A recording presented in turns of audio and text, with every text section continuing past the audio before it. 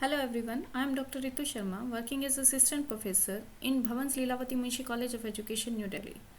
Today I'll be discussing about relationship between development and learning. This topic has been taken from first unit of paper Learning and Teaching, which is being taught in B.Ed second semester.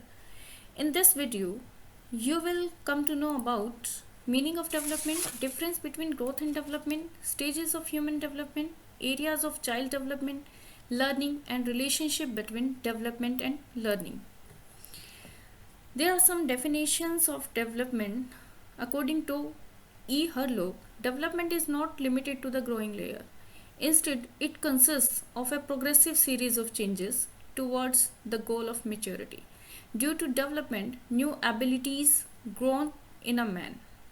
According to J. E. Anderson, development is concerned with growth as well as those changes in behavior which results from environmental situations. So we can understand development as dependency to autonomy. Dependency to autonomy means निर्भरता से स्वायत्ता की तरफ. मनुष्य के behaviour में changes आते हैं जिससे वह डिपेंडेंसी से स्वायत्ता की तरफ जाता है. इसका मतलब है जब एक बच्चा जन्म लेता है, जन्म के टाइम पर वो डिपेंड होता है अपनी फैमिली मेम्बर्स पर, अपनी माता पर या अन्य सदस्यों पर. अपने हर काम के लिए वो डिपेंडेंट होता है, लेकिन वो हमेशा इस तरह से नहीं रहता. धीरे धीरे करके उसके बिहेवियर में चेंजेस आते हैं. वह चीज़ों को सीखता है, नई नई चीज़ों को एक्वायर करता है, नए नए स्किल्स को एक्वायर करता है, उसमें विकास होता है और वो अपने हर काम के लिए एक ऑटोनॉमी क्रिएट कर लेता है. वह स्वायत्ता की तरफ आता है, स्वायत्ता प्राप्त करता है.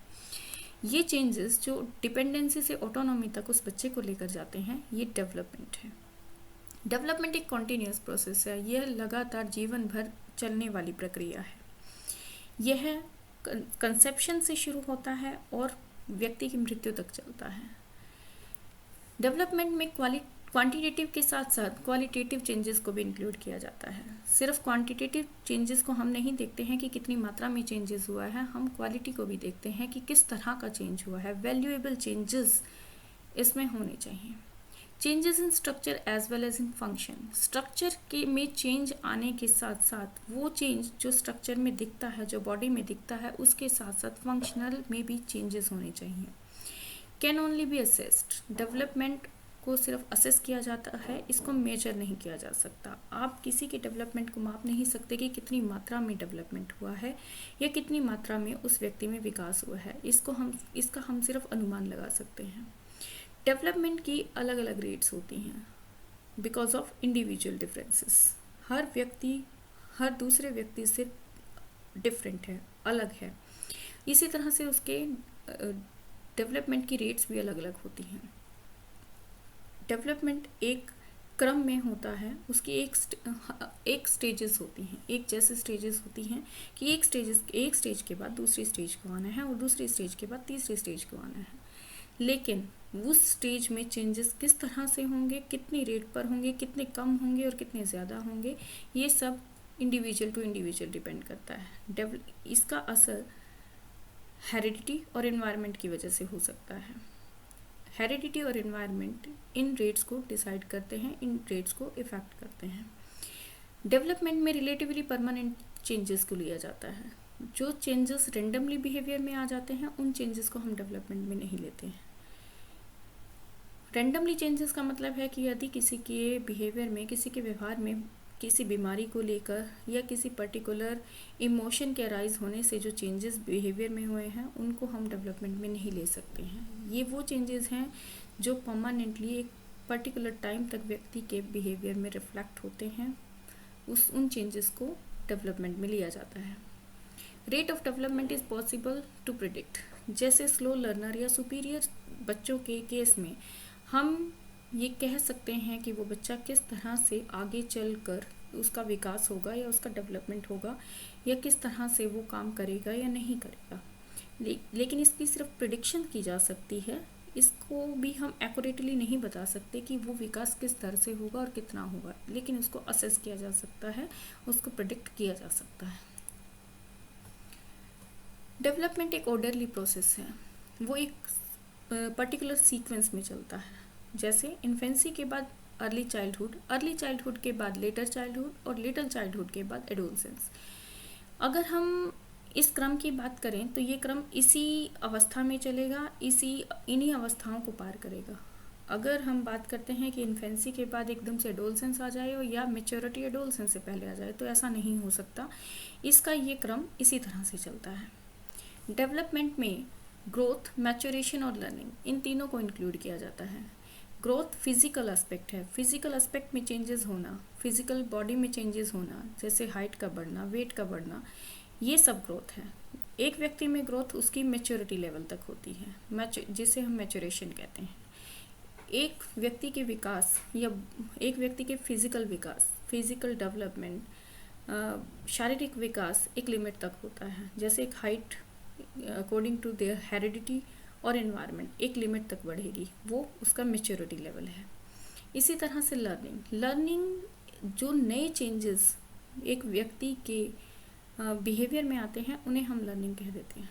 लर्निंग वो चेंजेस हैं जो व्यक्ति के व्यवहार में आते हैं, acquiring new knowledge, new skills, these are called learning.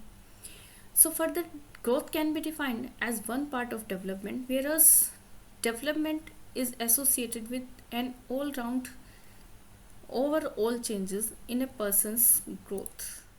अब बात करते हैं ग्रोथ और डेवलपमेंट में क्या अंतर है। जैसा कि हमने डिस्कस किया, ग्रोथ एक नैरो कॉन्सेप्ट है और डेवलपमेंट एक ब्रॉडर कॉन्सेप्ट है।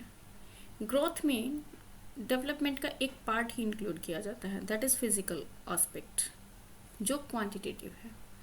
जबकि डेवलपमेंट की अगर हम बात करते हैं तो डेवलपमेंट क्वांटिटेटिव के साथ साथ नेचर में क्वालिटेटिव भी है। इसमें क्वालिटेटिव और क्वांटिटेटिव दोनों चेंजेस को इंक्लूड किया जाता है। ग्रोथ में सिर्फ फिजिकल एस्पेक्ट को देखा जाता है, जबकि डेवलपमेंट में physical, cognitive, language, emotional and social aspect को भी कंसिडर किया जाता है। Growth is limited to height and weight, but development refers to all changes in behavior or body of a child. Growth stops at certain period of life. Growth हमेशा नहीं चलती। एक व्यक्ति में फिजिकल चेंजेस होंगे, फिजिकल चेंजेस के बाद वो चेंजेस एक पर्टिकुलर मैच्योरिटी या मैच्योरेशन तक जाकर रुक जाते हैं। जब वो परिपक्वता आ जाती है तो वो चेंजेस रुक जाते हैं, वो चेंजेस बंद हो जाते हैं। लेकिन डेवलपमेंट कहीं रुकता नहीं है।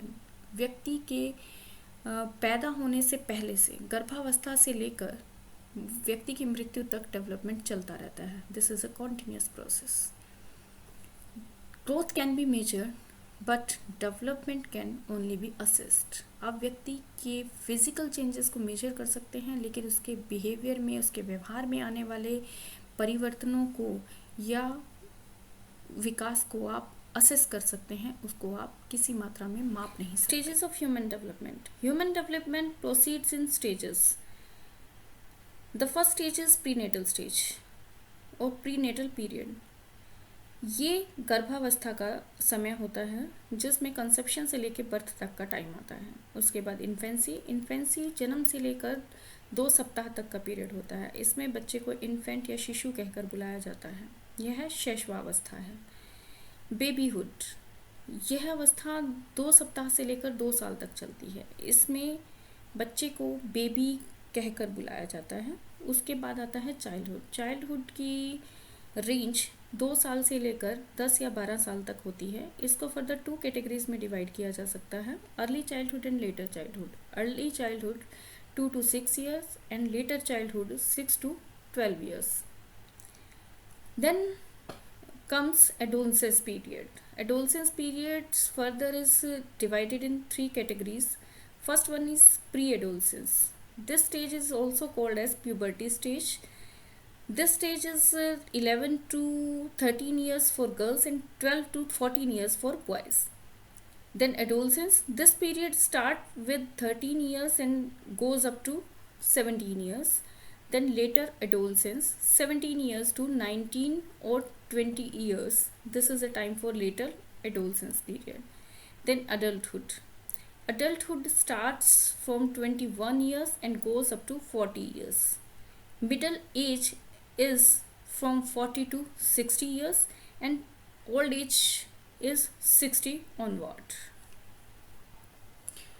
There are 3 main stages for a child's overall development and education. These are early childhood, later childhood and adolescence. So let us discuss about early childhood. In this age, children like to do work independently. इस उम्र के बच्चे अपने काम को अपने आप करने की कोशिश करते हैं. कोई भी बड़ा या उनका कोई भी फैमिली मेम्बर अगर उनके किसी भी काम को करता है तो वो उनको दूर हटाकर अपने काम को खुद करने की कोशिश करते हैं. उनका बहुत सारा टाइम अपने खिलौनों के साथ बीतता है. इस एज को टॉय एज भी कहा जाता है. लैंग्वेज डेवलपमेंट के लिए ये पीरियड बहुत ही सेंसिटिव होता है. वो अपने आसपास के लोगों की लैंग्वेज को ऑब्जर्व करते हैं और अपनी लैंग्वेज को डेवलप करने की कोशिश करते हैं. इस उम्र में बच्चे स्कूल जाने के लिए तैयार हो जाते हैं. उनकी स्कूलिंग शुरू हो जाती है. इस उम्र के बच्चे बहुत ही क्यूरियस होते हैं. वो हर एक चीज़ को जानने की, समझने की कोशिश करते हैं. इस उम्र के बच्चों को एक्सपेरिमेंट से बहुत प्यार होता है. वो चीज़ों के साथ नए नए एक्सपेरिमेंट्स करके देखने की कोशिश करते हैं. लेटर चाइल्डहुड, इस स्टेज को और भी नामों से जाना जाता है, जैसे the elementary stage, the troublesome age and the latency stage. Children learn the value of their society. उनको सोसाइटी में रहना अच्छा लगता है. इस उम्र से पहले बच्चे इतना सोसाइटी से मिक्सअप नहीं होते हैं. इस उम्र में आकर बच्चों को सोसाइटी में रहना अच्छा लगता है. वो नए नए फ्रेंड्स बनाते हैं, उनके बेस्ट फ्रेंड्स बनते हैं और उन बेस्ट फ्रेंड्स के लिए वो बहुत कुछ करने को भी तैयार होते हैं. अपने फ्रेंड्स के साथ खेलना ज़्यादा पसंद करते हैं फैमिली मेम्बर्स के बजाय. They develop their creative potential at this stage. इसमें बच्चों में क्रिएटिविटी डेवलप होती है. वो नए नए एक्सपेरिमेंट्स करने के बाद उसके बाद यहाँ पर क्रिएटिविटी में पैर रख चुके होते हैं. Adolescence period. It is also known by stage of stress and storm. Stanley Hall said that adolescence period it is a stage of stress and storm. इस उम्र में बच्चे में इतने सारे social, biological and personal changes आते हैं. इस वजह से इस उम्र को, इस अवस्था को स्ट्रेस और स्ट्रॉम की अवस्था कहा गया है. बहुत इस उम्र में इतने सारे चेंजेस आ जाते हैं जिसको संभालना बहुत ही मुश्किल हो जाता है. इसलिए ये स्टेज एक बहुत ही क्रिटिकल स्टेज मानी जाती है. इसमें बच्चे आइडेंटिटी क्राइसिस को सहन करते हैं. वो अपनी आइडेंटिटी को पहचानने की कोशिश करते हैं. उन्हें समझ में नहीं आता है कि उनकी आइडेंटिटी क्या है. वो उसको जानने की, समझने की, अपनी एक आइडेंटिटी बनाने की कोशिश करते हैं. There are various areas of child development. Human development can be divided into the following domains. These are physical domain, which is related to one's physical aspect. Body में चेंजेस आना, बॉडी में development होना, विकास होना, वृद्धि होना, ये physical changes physical domain के अंदर आते हैं. Cognitive domain. कॉग्निटिव डोमेन एक व्यक्ति की इंटेलिजेंस, बुद्धि से संबंधित होता है. इसमें बच्चों की सोचने समझने की शक्ति, रीज़न तक देने की शक्ति का विकास होता है. सोशल डोमेन में सोशल डेवलपमेंट होती है. बच्चे एक दूसरे से पीयर ग्रुप में इंटरेक्ट करना, बिहेव करना शुरू करते हैं और उसके बाद वो सोसाइटी में और मेंबर्स के साथ भी अपने रिलेशनशिप मेंटेन करते हैं. Emotional domains. This is related to ability to handle emotions effectively. शुरू में बच्चे अपने इमोशंस को इफेक्टिवली हैंडल करने के लायक नहीं होते. धीरे धीरे करके उनमें इमोशनल स्टेबिलिटी आती है. Moral domain. Development of moral ideas, character, right attitude and behaviour towards other people in society.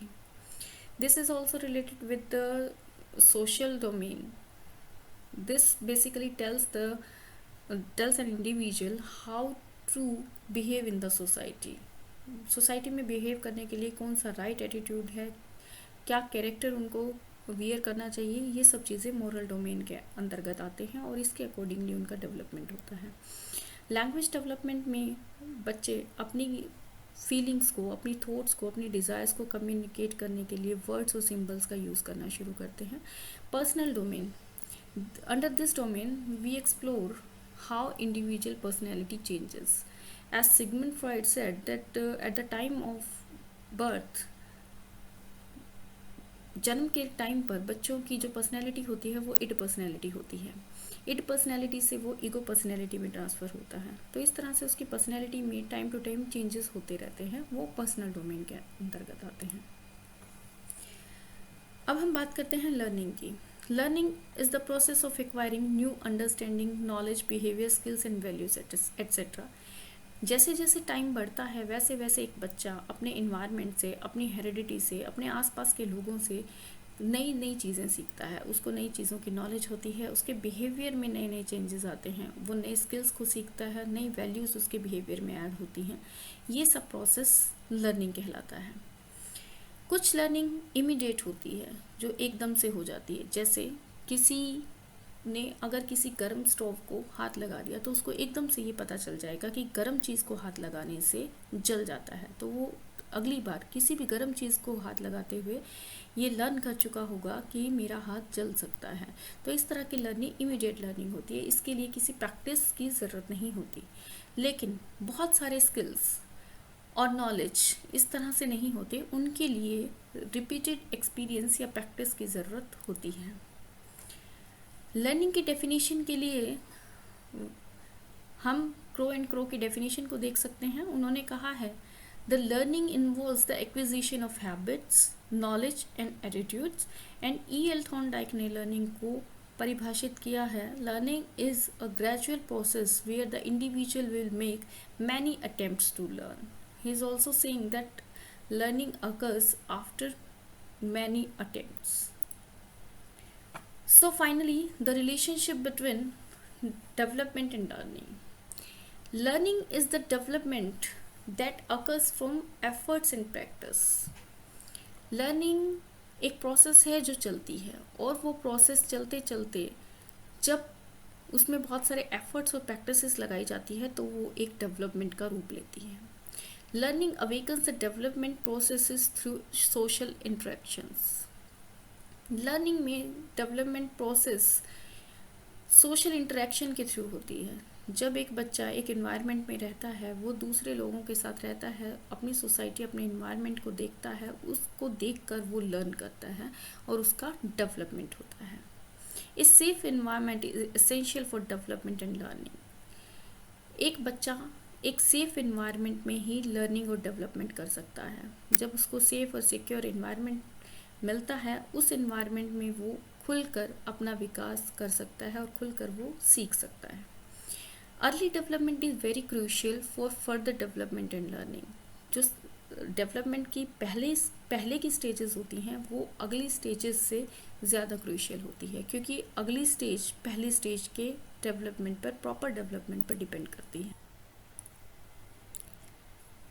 Development takes place in all aspect. Development सभी एस्पेक्ट्स में होता है, लर्निंग सभी एस्पेक्ट्स में होती है, और लर्निंग के साथ ही डेवलपमेंट चलता है। Maturation sets limit to development. Maturation development की लिमिट सेट कर देती है। जैसे अगर आँख इतनी परिपक्व होगी, इतनी मेच्योर होगी कि वो देख सके, तभी उस आँख से और काम करवाया जा सकता है। अगर पैर इतने मेच्योर होंगे कि वो चल सके, तभी उनको दौड़ना सिखाया जा सकता है। इसलिए मैचुरेशन डेवलपमेंट की लिमिट्स को सेट कर देता है। Some believe that learning leads to development, whereas other, Piaget contended that development leads learning. वैसे ये बिलीव किया जाता है कि लर्निंग पहले होती है, और लर्निंग जब प्रोसेस चलती है और उसके बाद डेवलपमेंट एक स्टेज पर पहुंचता है। जबकि प्याजे, अकॉर्डिंग टू प्याजे, जो उन्होंने अपनी कॉग्निटिव डेवलपमेंट की थ्योरी दी है, उस थ्योरी में उन्होंने कहा है कि डेवलपमेंट की स्टेजेस होती हैं। डेवलपमेंट की स्टेजेस होती हैं और उस स्टेज में आने के बाद बच्चे में लर्निंग होती है। Maturation and learning work together to promote the development of an individual. Maturation और लर्निंग दोनों एक साथ काम करते हैं बच्चे की डेवलपमेंट के लिए। जैसा कि अभी हमने डिस्कस किया कि मैचुरेशन तक लर्निंग होती है, मैच्योर होने के बाद ही, एक पर्टिकुलर पार्ट के मैच्योर होने के बाद ही उसको लर्निंग के लिए यूज़ किया जाता है, और वो दोनों चीज़ें, मैचुरेशन एंड लर्निंग, दोनों मिलकर डेवलपमेंट के लिए काम करती है।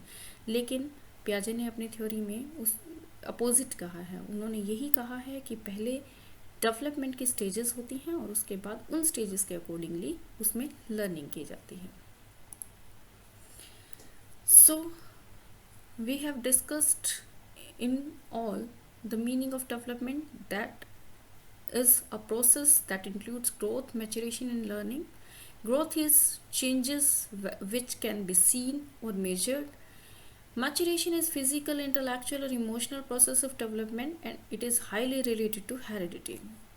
Learning is the process of acquiring new behavior, and the stages of human development: prenatal period, infancy, babyhood, childhood, early childhood, later childhood, pre-adolescence, adolescence, later adolescence, adulthood, middle age, and old age. We have also discussed the various areas of child development. These are physical domain, cognitive domain, social domain, emotional domain, moral domain, language domain, and personal domain. And finally, we have discussed the relation between development and learning, that says development includes learning and maturation. Thanks for being with me and listening carefully. Thank you so much.